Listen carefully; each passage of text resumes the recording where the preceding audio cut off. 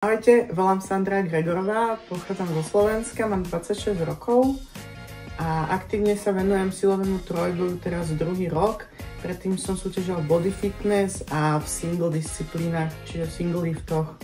Tréningy túto prípravu boli asi najnáročnejšie, aké som mala. Bolo to dosť ťažké.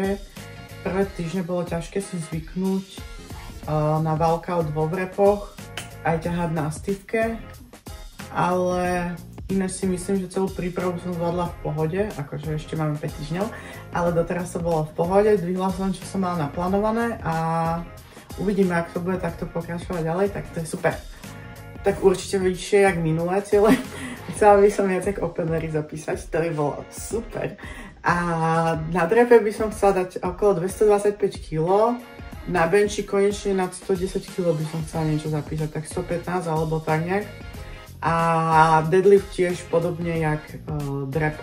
Moje tréningy na powerbarke a walkout s drepmi boli veľmi zábavné na začiatku, vôbec mi to nešlo akože. A walkout s drepmi bol akože asi najväčšia výzva pre mňa túto posledné 2 týždne alebo 3 mám pocit, že som to už konečne fixla aj tie drepy, čiže bolo to super. Už tie postivke, stále to je ťažké proste od zeme, ale tak bojujem s tým nejako, ide to dobre a mám pocit, že som už kvázi na tých váhach, čo som potiahla na deadliftke, ak nie viacej, tak je to super. Čo som zmenila túto prípravu som zmenila všetko. Prvá taká veľká zmena bol coach, ktorý mi zmenil vlastne techniku na drepe, trošku na semisume, ale zmenila mi aj moje stravovanie, makronutrienty. A to bola asi taká najväčšia zmena, ten coach pre mňa túto prípravu.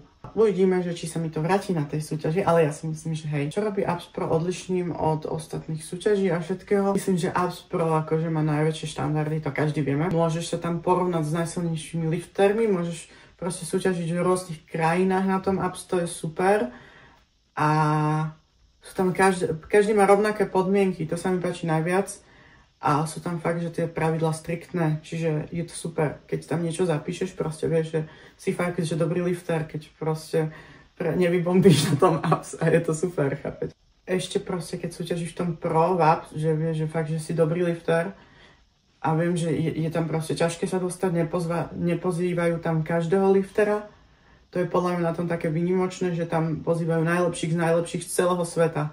Abs nemám taký cieľ niekoho špecifického poraziť, lebo viem, že toto není môj top rob kvázi, ešte mám dosť času na to. Viem, že tam mám natrenované vysoké čísla, ale viem, že sú tam baby, veľa ich je oveľa lepších. Čiže ja sa chcem aspoň približiť nejakým tým babám, čo sú lepšie.